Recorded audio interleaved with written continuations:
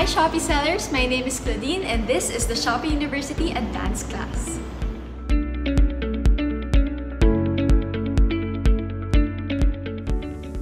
Hi Shopee sellers! Welcome to Lesson 2 of the Shopee University Advanced class. This is Avoiding Fulfillment Mistakes. So today, meron tayong tatlong pag-uusapan. Meron tayong common fulfillment issues that are being experienced by sellers. So we asked sellers and their account managers kung ano ba yung usual issues ng mga sellers whenever it comes to fulfillment. And then of course, magsasuggest din tayo ng mga best practices. And lastly, we will mention kung ano ba yung dapat natin paghandaan, especially kung merong campaigns. So, ano nga ba yung common fulfillment issues being experienced by our sellers? As you can see on screen, meron tayong top 10 that we would want to focus on for today. So, as you can see, pinakauna talaga yung manpower-related concerns to be followed by unresponsive seller. Next is multiple shops, stock issues, booking issue, system issue, order surge, operating hours, warehouse problems, and lastly, yung ating pre-campaign backlogs. So, we will discuss that one by one. First off is yung ating manpower-related issues. Marami talaga tayong sellers na nagkakaroon sila ng problems or difficulties when it comes to manpower. So, yung certain reasons na sinabi nila sa atin, merong top 4. First is because of the pandemic, nagkakaroon tayo ng constraints sa space. So, kailangan meron tayong social distancing. Ayaw natin papasukin yung manpower natin, yung employees natin, kasi of course, we are concerned about their safety. So that's the first one. Next is, merong mga hiring constraints, not only because of the pandemic, pero minsan kapag official shop tayo, especially or wala tayong budget, hindi tayo makapag-hire ng manpower. Next is untrained personnel. So, meron tayong mga sellers na sinasabi sa atin, meron nga akong employees pero hindi sila masyadong aware sa mga policies ni Shopee. So, nagiging problema din yon kapag meron tayong kailangan i-fulfill. Lastly, we have manpower fatigue. So, ito naman yung kapag marami na talaga tayong orders, tapos si employees natin, konti lang. So, medyo nahihirapan silang tapusin lahat ng orders on time. So, itong mga reasons na to, nagre-result siya into lack of manpower and therefore, fulfillment problems. Later on, i-discuss natin kung ano ba yung best practices na pwede natin gawin para matulungan yung manpower natin to fulfill orders during campaigns. Next is unresponsive seller. So, as sellers, meron tayong mga assigned na account managers or SEMs. And kung hindi tayo responsive sa kanila, hindi nila tayo ma-advise kung ano ba yung mga dapat gawin when we are experiencing fulfillment problems. So, kung kunwari maka-experience tayo ng fulfillment problems such as arranging shipment, hindi tayo makapag-book for pick-up or drop-off, or hindi tayo pinipikapan ni courier, or nakaka-encounter tayo ng mga system errors, mas mahirap siya kung gagawin yun mag-isa. So, ang suggestion natin is, of course, if you have account managers or SEMs, maging responsive tayo sa kanila because they can offer us help when it comes to solving our concerns. Next is multiple shops. So, this is not exactly a problem or an issue. Actually, masaya nga kami for our sellers na marami silang shops. Pero, nagiging challenge siya kapag meron kang kakulangan sa manpower or, of course, kapag nag-shared stocks tayo and so on. So, yung mga sellers natin, iba-iba rin yung types. There are sellers na meron silang multiple Shopee accounts. So, meron silang mga accounts na managed or unmanaged, mixed yan. We also have sellers na may physical store na kailangan i-maintain, and also some sellers who are also operating on other e-commerce platforms. So again, it's not entirely bad. So we are not telling you na dapat tanggalin niyo yung shops niyo sa other platforms or tanggalin niyo yung physical store niyo or dapat isa lang yung shop niyo sa Shopee. Ang mahalaga lang dito, kailangan marunong tayong sumunod sa DTS because of course, kailangan natin i-fulfill yung orders on time no matter how many shops we are handling. So, it's only a matter of giving priority and awareness of our days to ship. Next, ito, very notorious din tong issue na to, which is stock issues. So, there are a lot of problems that can actually result to out-of-stock situations. So, very first one is virtual stocks. So, pag sinabi nating virtual stocks, ito yung mga stocks na wala pa sa atin pero dinedeclare na natin siya sa platform. So for example, kaka-order ko pa lang kay supplier ng 100 stocks of this certain item, pero dineclare ko na agad sa seller center na meron akong 100 stocks nito. So ano mangyayari kapag hindi dumating sa inyo yung supplies on time? Of course, hindi nyo mafulfill yung items. So it's a challenge and dapat iwasan natin yung pagde-declare ng virtual stocks. So, kailangan hindi tayo nagkakaroon ng virtual stocks para hindi tayo magkaroon ng problems also with fulfillment.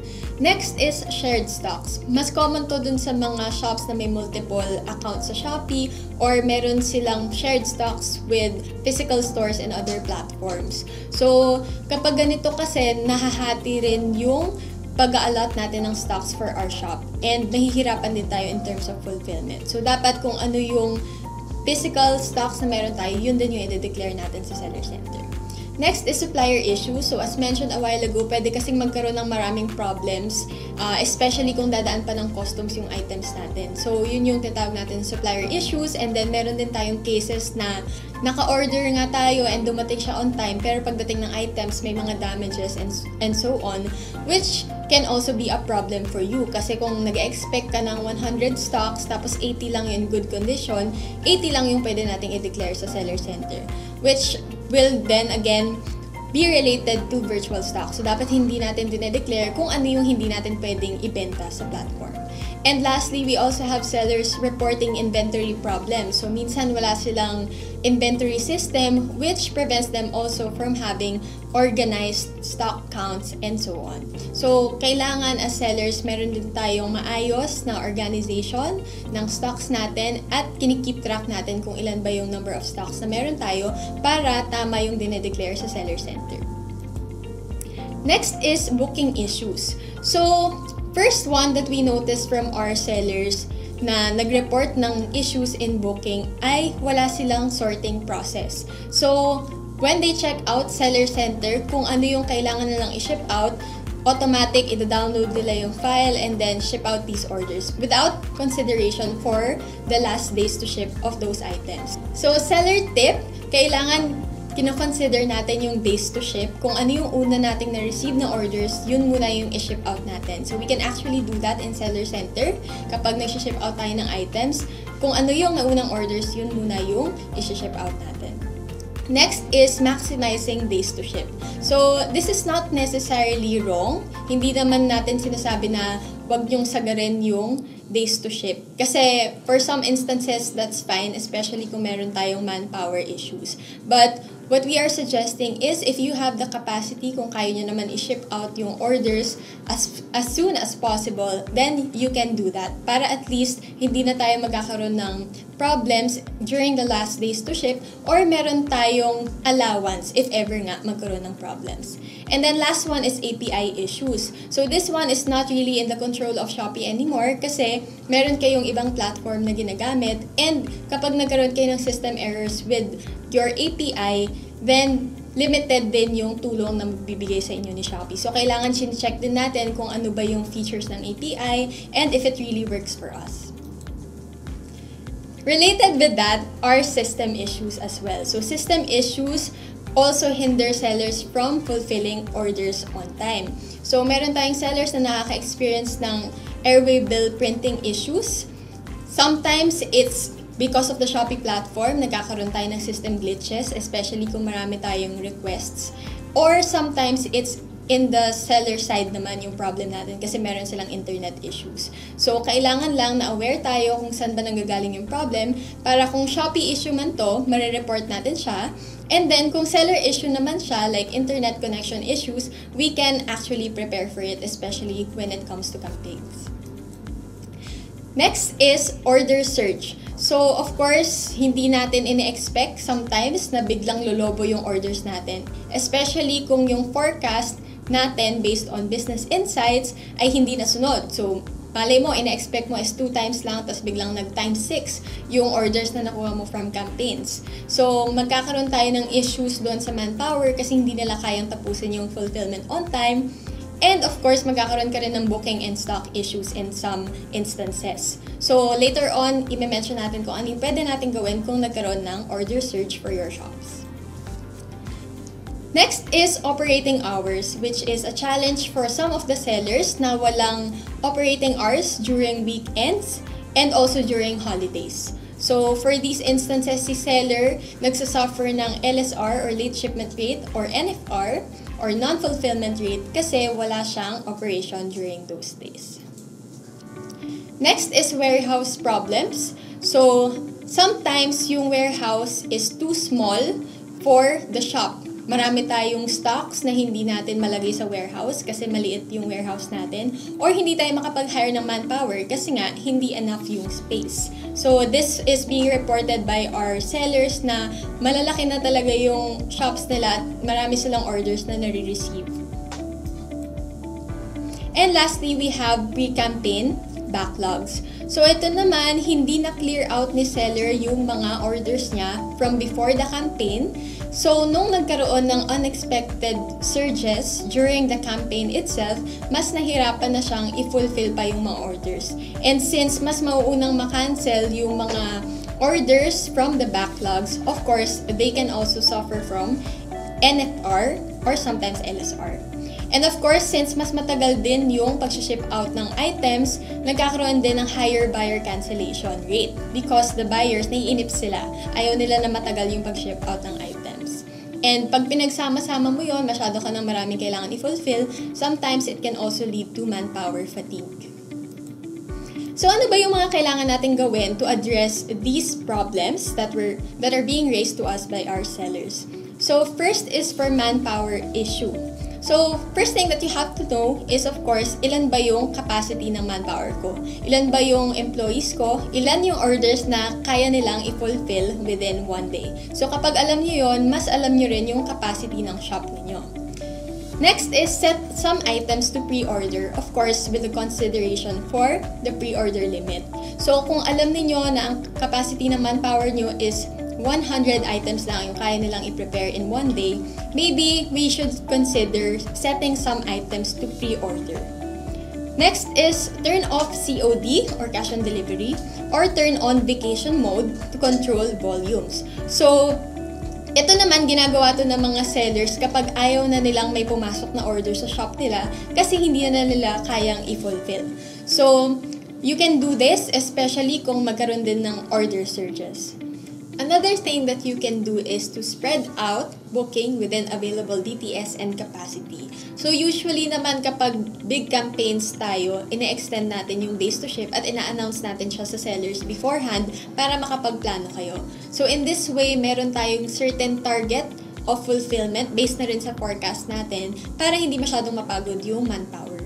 Next is work out a shifting schedule. So, since nga meron na tayong idea of the days to ship at meron din tayong limited manpower, baka mag-work sa atin if papasukin natin sila in shifts. Next is hire temporary staff. So, kung hindi naman tayo pwedeng mag-hire because of hiring constraints or budget, pwedeng temporary staff lang kung kailan natin sila kailangan, which is, again, during campaigns. And next is ensure employee awareness of Shopee policies and processes, especially LSR and NFR. So, especially kung mag-hire kayo ng mga temporary staff and employees at yung mga ina-assign natin na persons in charge dun sa warehouse, kailangan alam din nila yung policies para naiintindihan nila kung ano rin yung consequences kung hindi matapos yung fulfillment on time, which is again LSR and NFR, which may then lead to penalty points. Kapag may penalty points tayo, at nag-breach siya ng certain tier, baka mawalan tayo ng certain privileges. So, yun yung mga ilang bagay na kailangan din nating ipaintindi sa employees natin.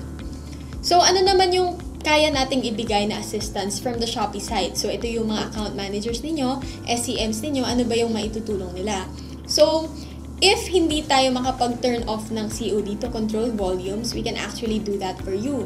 So, you can ask for the help of your account managers or SEMs. Sabihin natin sa kanila, kailangan na natin i-turn off yung COD or kailangan namin ng order volume control kasi hindi na kaya ng manpower. So, pwedeng kami yung mag-turn off ng cash on delivery for you.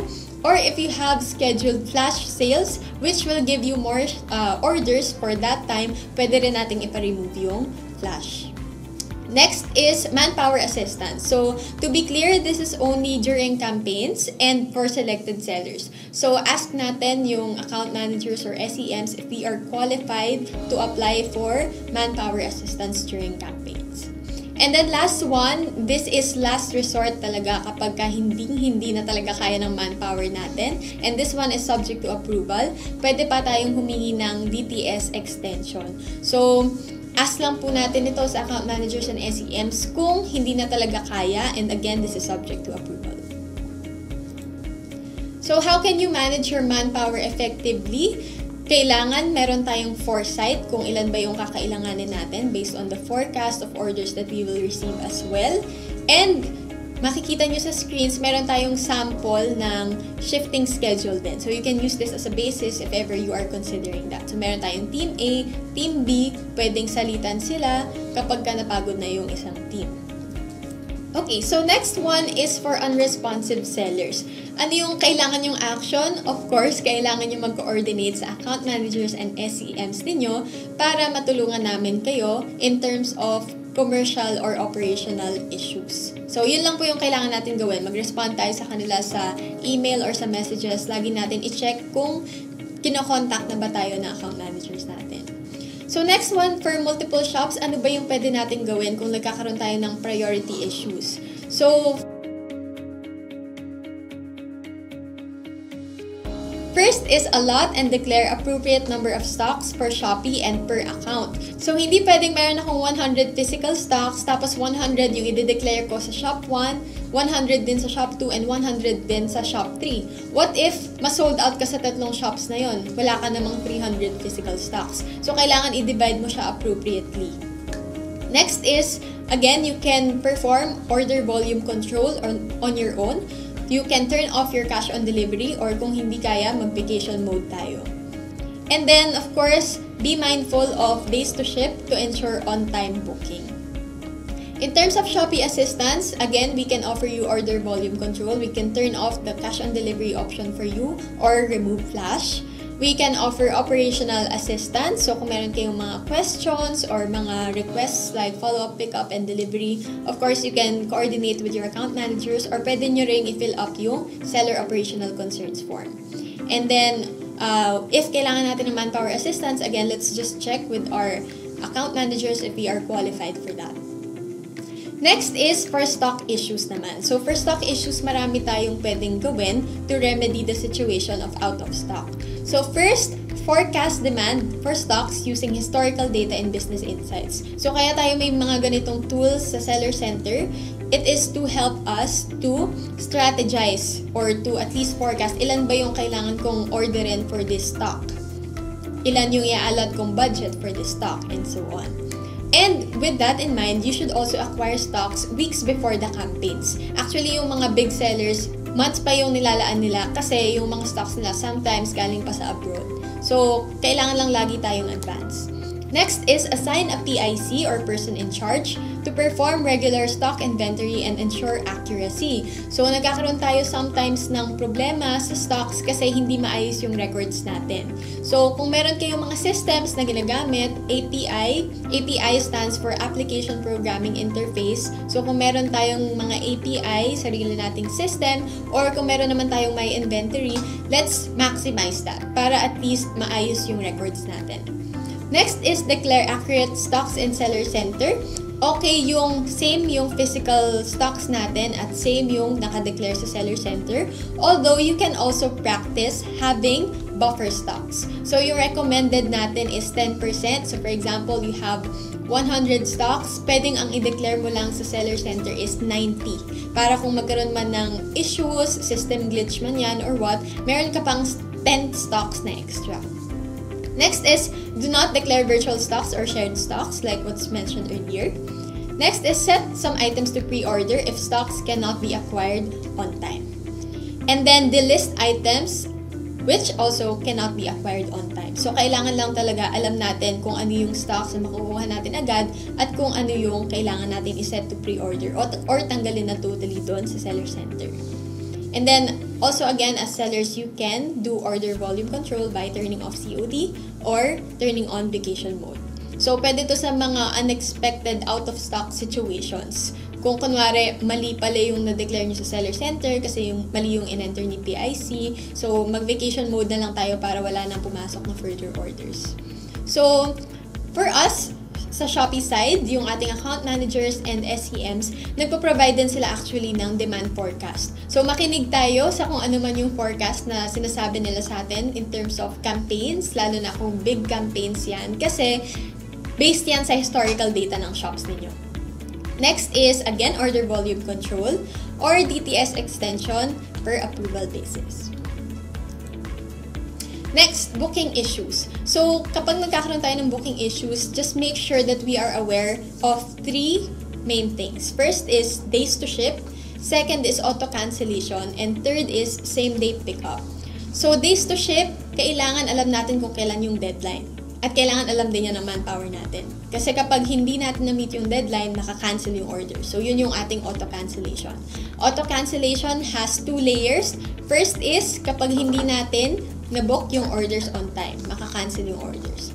Second is, kapag na-book yung orders on time, pero hindi siya na-pick up after 2 days. So, maka-cancel din yung orders natin in that case. So, kailangan proactive tayo, kailangan lagi tayo nagre-report if meron tayong na-experience na mga problema sa shop natin in terms of fulfillment.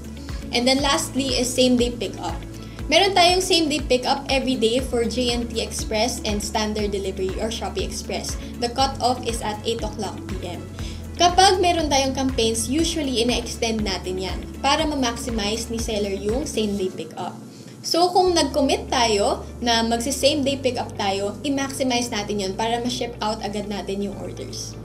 Next is follow first in, first out approach or what we call FIFO. So, magagawa natin yun by sorting orders while booking. Gagawin natin yung sorting na oldest to newest. Kung ano yung oldest orders na pumasok, yun muna yung ipapalabas natin, yun yung isi-ship out natin para hindi na siya ma-LSR or NFR. Kasi yung newest orders natin, yan yung may pinakamaraming days to ship. So, kailangan lagi kayong nagsusort, hindi lang basta book ng book. Next is, always keep in mind the booking and ship. Sinabi ko na ito, skip na yun. Next is, do not overbook to avoid partial or zero handovers. Meron tayong mga sellers na masyado silang nagpapanik. So, lahat ng orders, ibubook nila for the next day. Pero hindi nila kayang i-fulfill yun. So, ang nangyayari, konti lang yung na-handover nila sa courier or wala at all. And of course, hindi yan gusto ng couriers natin, hindi yan gusto ng Shopee, and hindi rin siya magandang practice as sellers. And then, yung counterpart naman nun is hindi tayo nagbo-book on the first day of shipping. Meron namang mga sellers na hinihintay nila yung last days to book because they want more time to fulfill. Ang mangyayari naman nun is wala tayong allowance kapag nagkaroon ng problema sa shipping or hindi dumating si courier. So, kailangan book tayo ng orders according to our capacity. Next, again, maximize same-day pickup if available, especially during campaigns. Check, test, and evaluate the use of application programming interface. Meron tayong mga comments from sellers na meron akong API, kaso nga lang yung API ko wala siyang sorting, kaya nahihirapan kami. Or tuwing campaigns, nag-act up yung API namin, and so on and so forth. So these are also challenges na of course, you as sellers can solve if you review and check your API if it works for you or not. So kailangan natin siyang i-evaluate. Next is, use mass arrange tool for faster booking. So, mas makakasave tayo ng time kung in bulk tayo nag-arrange for pickup.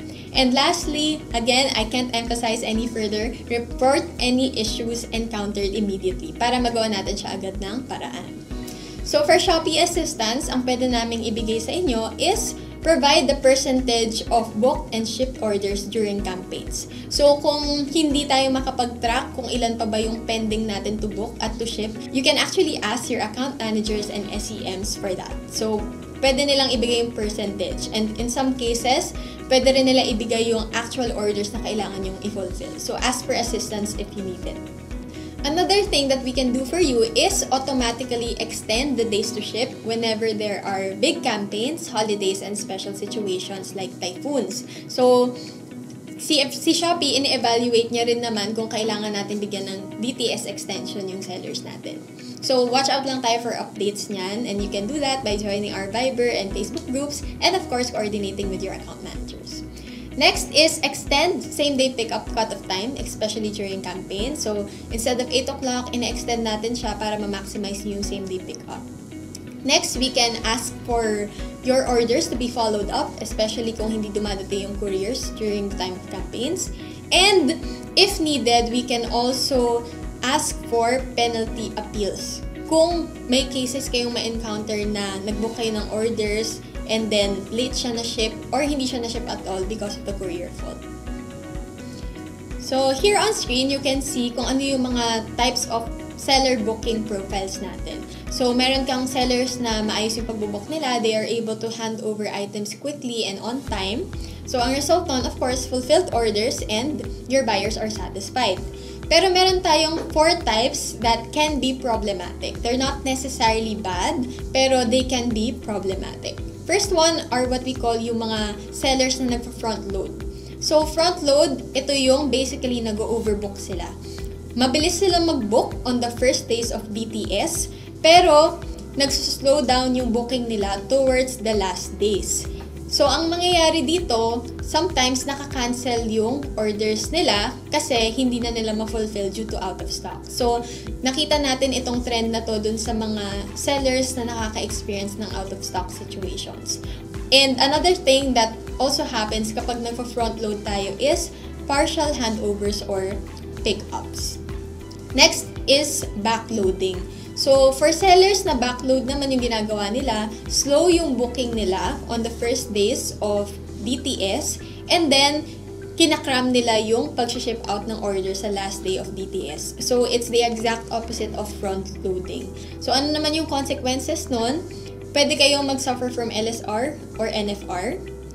And of course, pwede rin magkaroon ng high RTS. Kasi yung mga buyers na sobrang tagal na nilang maghihintay ng orders, ayaw na nilang i-accept pagdating sa kanila.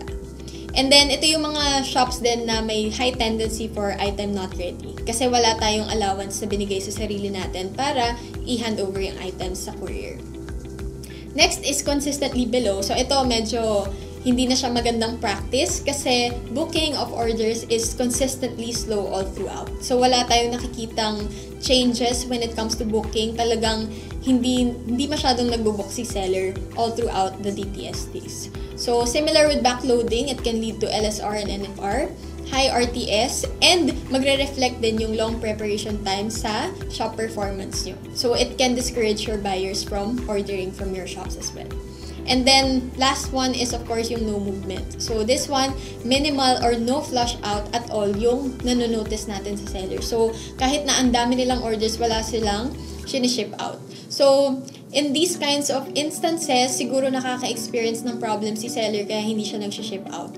For the sellers experiencing this, feeling namin meron kayong mga problems, and what you can do is to report those issues to us para matulungan namin kayo on how to solve those problems. So that's to prevent yung mga auto-cancellations, NFR, and penalty. Kasi ang kalaban talaga natin pag hindi natin na-ship out yung orders on time is LSR and NFR, which will lead to penalty, which will also result to you lacking privileges. Itatanggalin natin yung privileges like free shipping, ability to join campaigns, and so on. So, hindi natin gusto yun for our shops.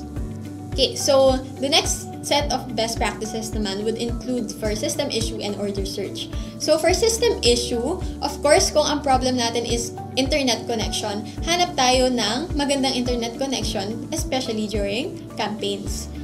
Next is make sure that your Shopee app is updated. Sometimes, merong mga features na hindi maayos na nag-work kasi hindi updated yung app natin. Pag nakaka-experience tayo ng mga problems, we can also perform basic troubleshooting.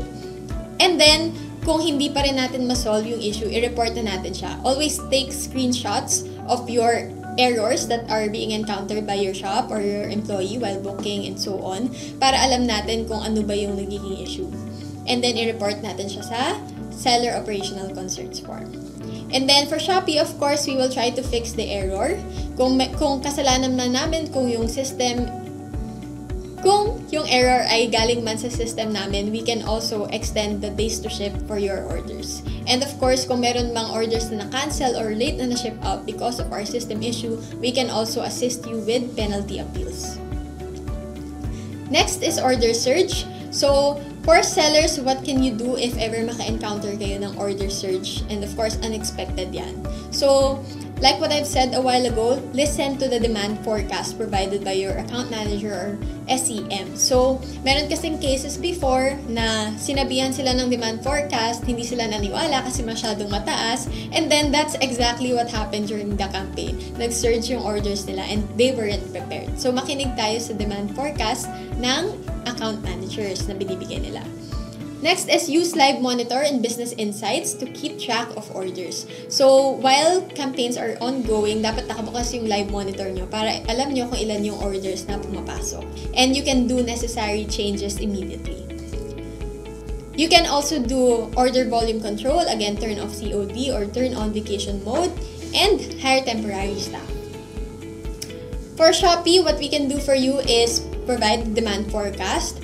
Pwede tayo mag-set ng order capping for your shops as well. Pwede tong pre-agreed. So for example, feeling natin yung shop nyo ay makakatanggap ng 100,000 orders for this campaign. Pero alam natin ang capacity nyo ay 60,000 lang. So si Shopee, pwede nating i-cap yung orders at 60,000 and afterwards, wala nang papasok na orders. So we can have agreements like that. Next is order volume control through COD off or flash removal. Manpower assistance if you are qualified, and DTS extension, case-to-case basis, and upon approval. So what can we do naman kung operating hours yung problema natin? So again, you can perform order volume control. This one can be controlled by you, so kayo yung magde-decide kung kailan yung gusto i-turn off yung COD. Is it kapag weekends, kapag wala kayong operational hours, and so on. You can also consider extending operating hours kahit during campaigns lang kasi ito yung pinaka-crucial talaga. For no weekend ops, we also recommend na pag Thursday nyo na-receive yung orders, mag-book kayo for next day ship out para meron pa rin pasok yung manpower natin by Friday. Kung Friday nyo naman na-receive yung orders, i-book natin siya for Monday ship out. Okay, so that is considering na yung Sunday naman natin is not included in the counting of DTS. So for Shopee, we can't really do anything about you guys not having operational hours during weekends and holidays, but we consider giving DTS extension during holidays.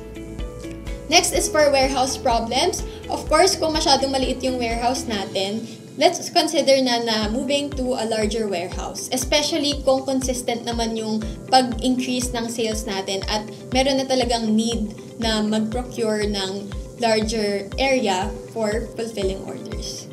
Next is organize your warehouse and equipment. So, kailangan meron tayong stock assortment. Make sure natin na meron tayong place for our packaging materials or packing areas, our inbound and outbound. And also, assign persons in charge for different tasks para sila yung mag-manage nung ating warehouse.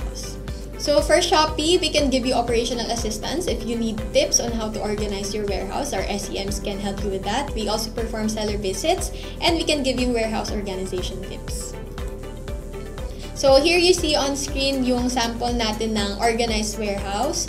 Makikita niyo na meron tayong different racks or shelves that are organized and may mga labels yan. So that's what we recommend para hindi kayo magulahan. Lastly, let us prepare enough packing materials, warehouse tools, and equipment. Okay, so this is also an example of a good warehouse organization and management of staff. So, kailangan mag-assign tayo talaga ng mga persons in charge like lead na mga ngasiwa sa warehouse itself, admin that oversees logistics, and yung mga pickers and packers.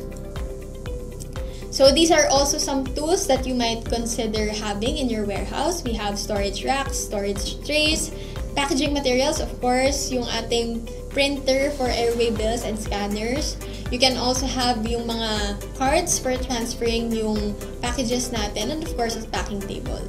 And of course, for claims then, we also recommend you to have your devices for capturing images and videos. Lastly, for pre-campaign backlogs, of course, as sellers, kailangan na hindi mag-pile up yung orders natin. So, let's do our best to flush out orders before major campaigns. Kasi talagang mapupuno tayo if hindi natin siya ma-flush out. And report any issues being encountered immediately. So, kung meron man kayong mga issues na feeling nyo hindi nyo na kayang i-handle, or kahit during the first time that you encounter that issue and you need assistance, i-report nyo na siya agad. So, during campaigns, nagpa-provide din kami ng backlogs report. So, you might receive reminders from your account managers na meron pa tayong mga kailangan i-ship out. So, make sure lang na lagi tayong active sa Messenger or sa kung anumang platform kung saan natin kinakausap yung account manager natin so that they can advise us. Okay, so now moving on, with all of those in mind, ano ba yung mga kailangan natin i-prepare every time there is a campaign? So for pre-campaign, ang kailangan nating i-prepare ay yung inventory. So we can assign a PIC to check our stocks and API if applicable. Ensure accurate stocks declared in Seller Center and practice preparing buffer stocks for campaigns, which is 10%.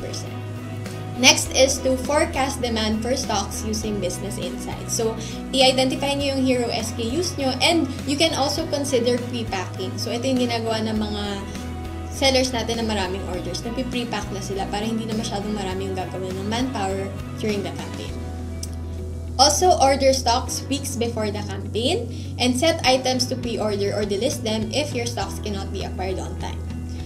Next, warehouse and manpower preparation. Organize your equipment and designated areas. Hire and train your temporary manpower.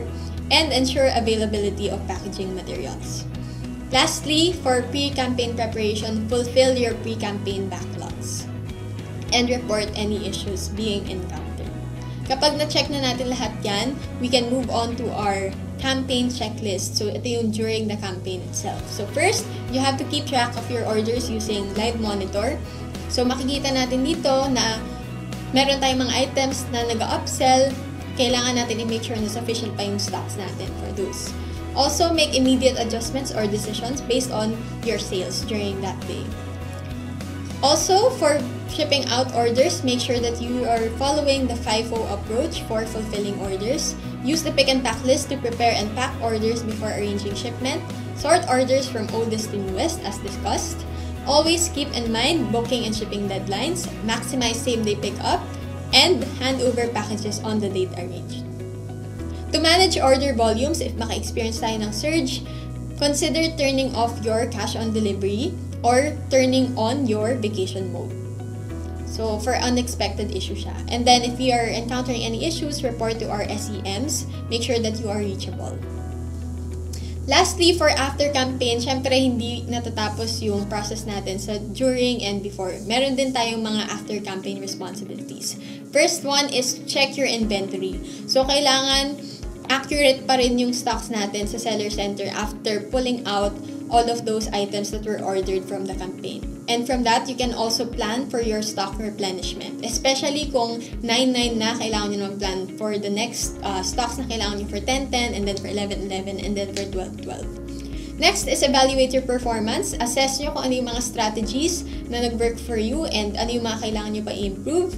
Ensure good customer service. So, mag-respond tayo sa chat inquiries. And huwag tayong mag-chat ng buyers to cancel orders kahit ano pang situation yan. Kasi magre-result yun into penalties. And lastly, manage your returns and RTS. Returns yung mga binabalik ni buyer and RTS naman yung binabalik sa atin ni courier kasi hindi siya na-deliver to buyers. So, check return refund requests and respond on time kung ayaw nating ma-auto-accept yung proposal ni buyer.